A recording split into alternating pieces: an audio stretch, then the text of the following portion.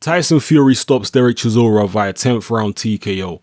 This was one of the easiest fights of Tyson Fury's career. He barely took a solid punch the whole night. He did what he wanted. He fought at his own pace. He was completely in control from the opening bell. Dereck Chisora could do absolutely nothing. And it was kind of a strange performance because I wasn't really overly amazed or impressed by what Tyson Fury did in there. I wasn't particularly impressed by Tyson Fury's condition. I've seen him in better condition in other fights.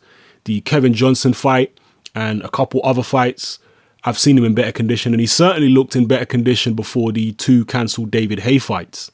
And when he's been in better condition, like in the Kevin Johnson fight, his hand speed and sharpness has seemed a lot better than what I saw in the ring tonight with Dereck Chisora.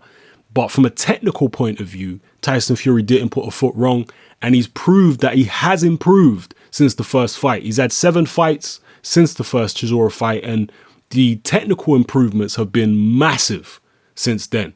He's much more composed now. He's more defensively minded and defensively aware. And he actually boxed southpaw for the majority of the fight, which is something we've seen from Tyson Fury before. He did that in the Martin Rogan fight. And he realized, I think, early on in the fight that the only chance Dereck Chisora had of landing on him is if he stayed in the orthodox position. So he decided to switch southpaw, and he was able to land left uppercuts and left hands and right jabs.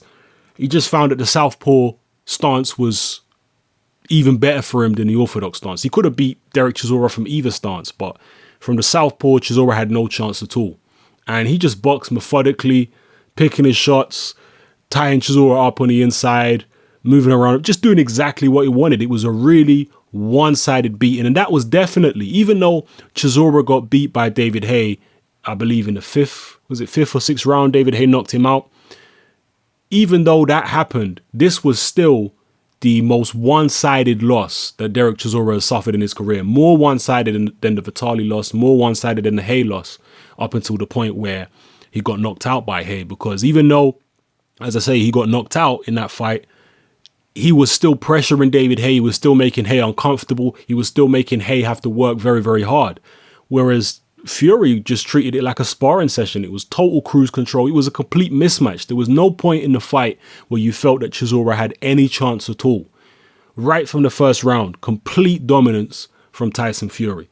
But as I said, I wasn't overly impressed with Fury. He didn't seem that sharp to me. Technically, didn't put a foot wrong. You didn't make any mistakes. But in terms of sharpness and speed, I've seen him look better than that. I'd have really liked to see him get down in weight, perhaps because it was a rematch with Chisora and Fury knew how much he'd improved in the past 7 fights. He knew that Chisora was one-dimensional, so perhaps that didn't really motivate him to get in the kind of condition that he's been in the past for fights like the Kevin Johnson fight, where he was a lot sharper and quicker. And hopefully, if he does step in there with Wladimir Klitschko, we'll see a trimmer and better conditioned Tyson Fury, because he's going to need to be. This is Wladimir Klitschko we're talking about. This is the fastest guy of that size in the world at the moment. So Tyson Fury is going to need to be a lot quicker than we saw him tonight if he has any type of realistic chance of beating Wladimir Klitschko.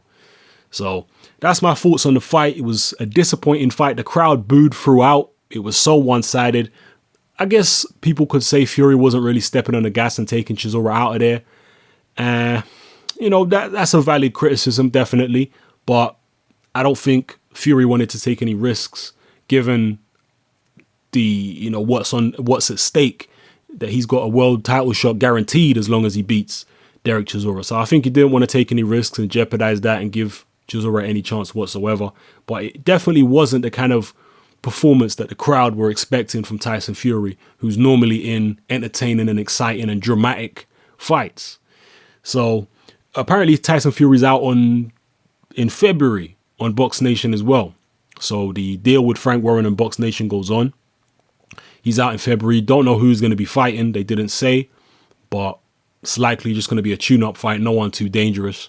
And then apparently they're going to take on Wladimir Klitschko in the summer. But my feeling is they were very impressed by the Kubrat-Pulev fight.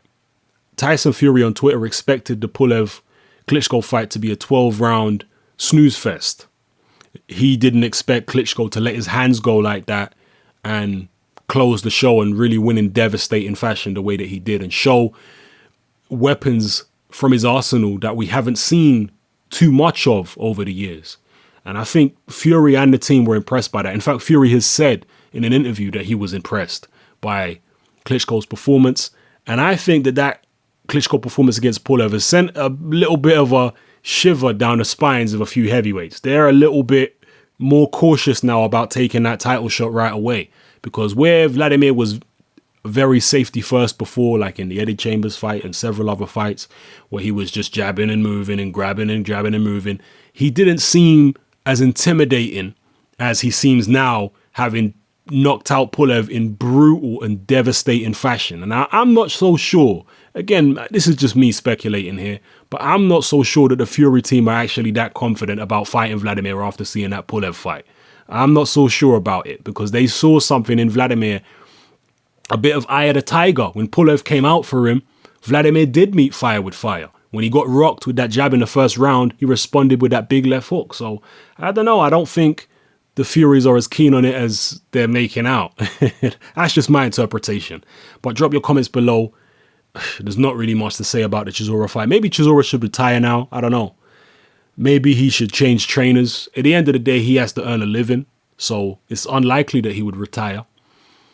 Maybe he does have to seek a change of trainer. I don't know what he needs to do. He's a very limited fighter. And what Tyson Fury was saying about him in terms of him being a high-level journeyman, I think it's accurate. He is pretty much a gatekeeper in the heavyweight division. He's never been an elite fighter and probably never will be, unless we see a dramatic change under a different trainer, which is highly unlikely.